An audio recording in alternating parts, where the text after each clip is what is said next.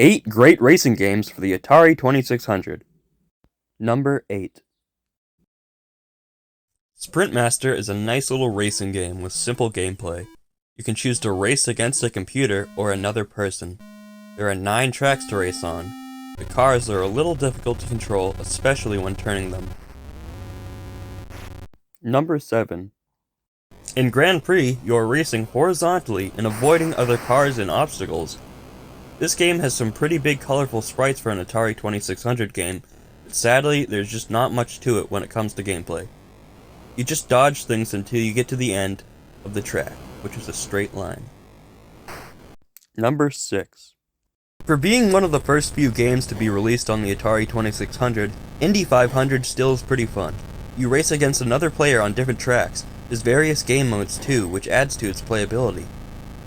Number 5. Night Driver has a somewhat primitive but believable 3D effect to it. In the game, you drive very fast and avoid hitting cars, which can get really difficult, especially when the road starts to turn. Number 4. Pole Position was really well done on the Atari 2600.